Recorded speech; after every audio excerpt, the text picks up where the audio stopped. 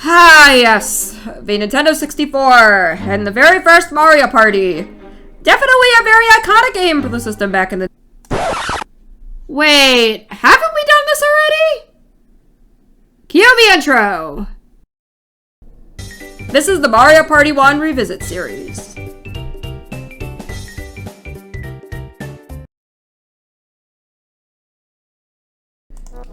As the title of this video suggests, yes, we are heading aboard with 0 coins for this one. A feat that past this game would be next to impossible, given things like coins and hidden blocks being implemented from Mario Party 2 onward. Here though, we can take advantage of probably the only reason a run like this exists: losing coins in minigames. Now, it isn't every minigame that gives this opportunity, but there are 2 pretty infamous ones that all players lose coins if lost. And we'll certainly need those toward game's end if we want to have the best odds of ending with 0 coins. And as mentioned in the first video, you do need luck and a more strategic way of playing, and that can also be applied here as well. But what is the strategy here, you might ask? If you answered losing minigames, well, you wouldn't be wrong. We didn't need to worry about this in the 0-star run, as coins didn't matter so much there. But we will want to lose as many minigames as possible. Yes, the equivalent of losing Mario Party on purpose. Sometimes though, you gotta do what you gotta do to win the game, even when things may seem unfair at times. Before getting started with the run itself, I did a test run like I did with the Mario run. However, unlike that first one, I was not successful in ending with 0 coins.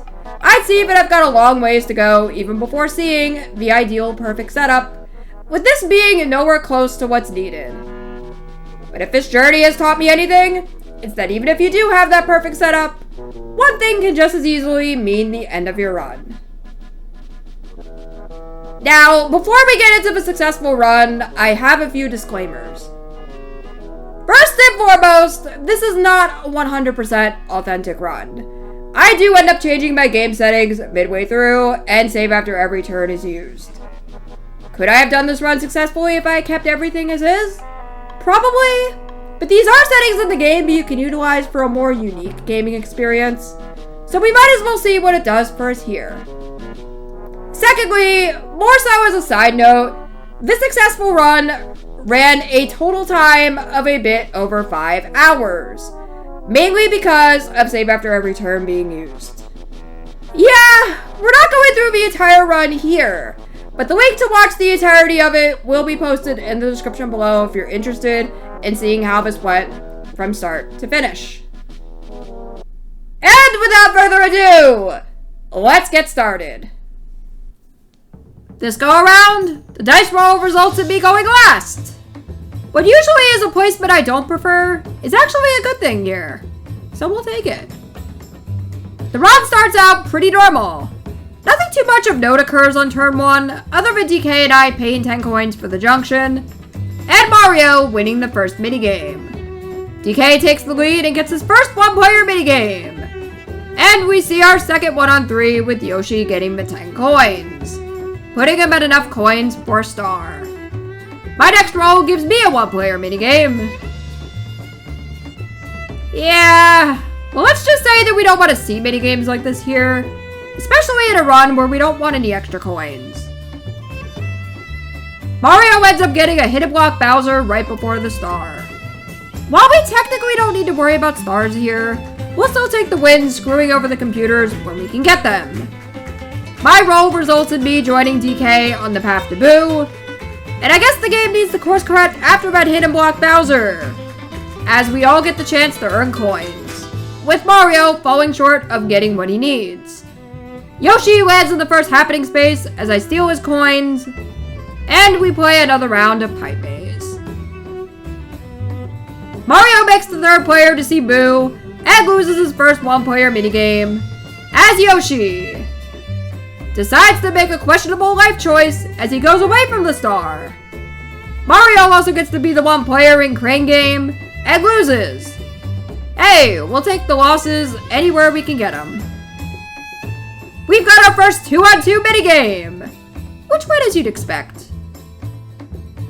DK continues with happening, And we see our second 2-on-2. But unlike the Mario run, I decide to play it safe here and go for the win.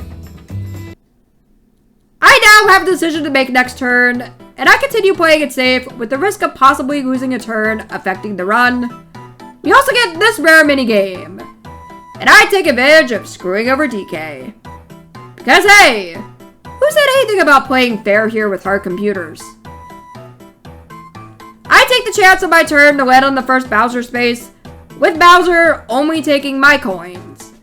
I guess it just wasn't meant to be here given the choices on the roulette, but it's at least less coins in play.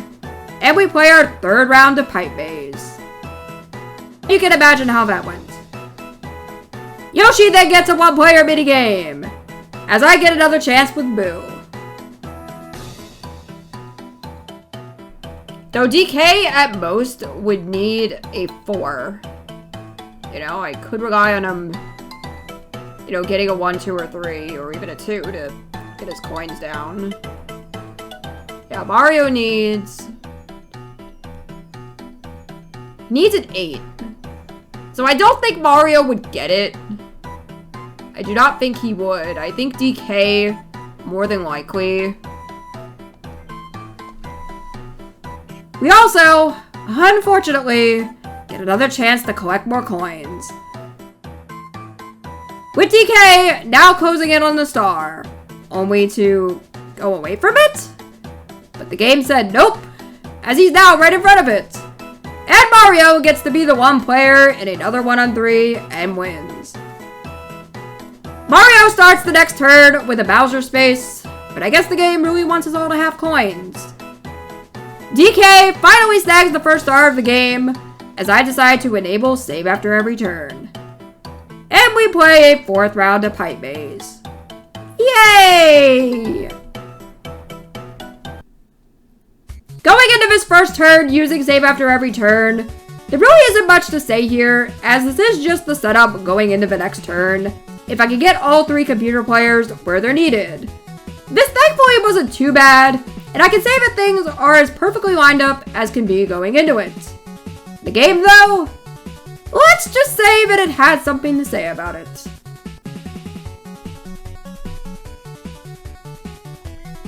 Alright, this could be the biggest upset if Mario didn't get a 1. DK, though, is going to not see Bowser this turn.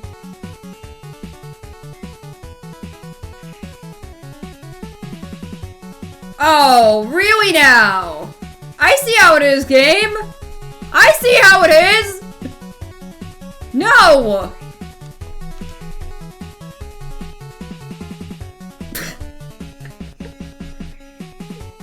What even happened this turn?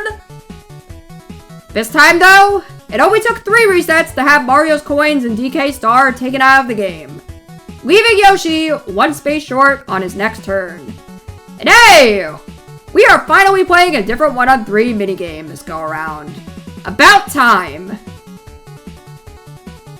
We're now at the last 5 turns, which means more resetting! This only took 1 reset more than the last to have Yoshi's coins taken, with a happening space landed on as a bonus. Going into this next turn, this with where we want to be by run's end might be considered a waste of time with resetting this turn, especially with 0 stars not being the end goal here. I'd like to make at the time though that my chances of that at least existed during this run, but I'd ultimately decide after coming back to this after a few weeks of other playthroughs to just abandon this part of the run entirely and continue. Because yes, sometimes you have to look at the reality in front of you and decide if it's actually attainable in the time left versus what your end goal is. And yes, while ending with 0 stars also would have been a cool opportunity, I need to focus more so on my main goal for this run. Back to resetting, I need to ensure that DK gets the star of his turn, with the chance of him rolling too high or low, or even not paying the 10 coins to go up, working against me. We also need Bowser landed on with Yoshi as well, and a minigame to lower the current coin amounts. It does take a bit of time, but on the 15th reset, DK is set up on the next turn for Bowser or Boo. And while I don't win the Bowser minigame, At least the players that needed to lose lost, so I'll take that. I'm also the one player in Crane Game and Fail. It is just 10 coins though, so I'm not too worried here. This second to last turn is an important one, as we do need to set up for the last turn of the game to get the coins down to 0 by game's end. Taking one reset less than the previous turn, I end up not only with 3 opportunities for Bowser landed on, but I end up going to Bowser and having the rest of my coins taken.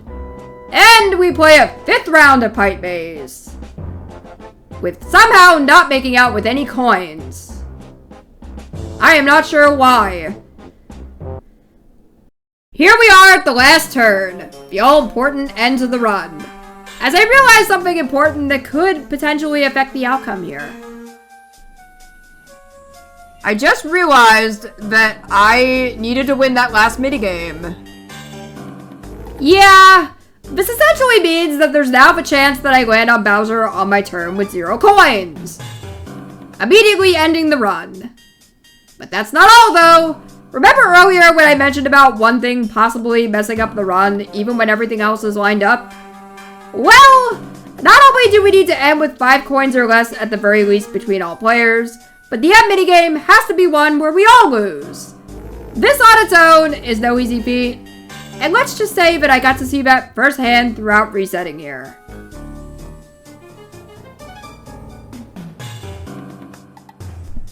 Okay, I'm not tripping. This just happened for the 2nd attempt in a row.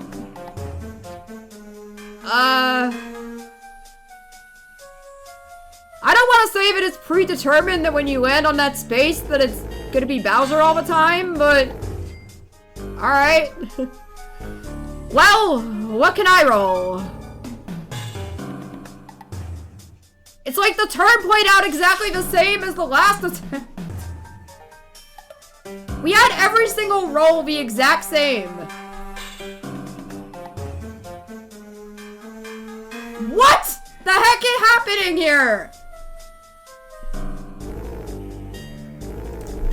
Yeah, in rewatching this section, this might have to be the luckiest I've been in Mario Party, with as much resetting as I've done up to this point. But while this is an impressive feat, we've still got this run to finish. One that if you have enough patience and persistence, will pay off. The chances of it being on this roulette, well, it is. Yes! Okay!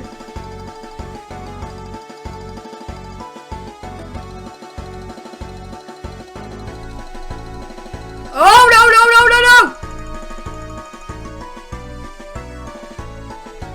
Yes! Yes!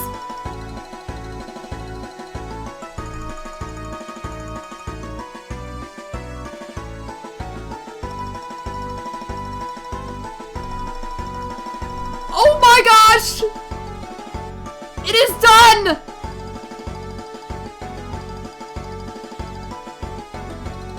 It is done!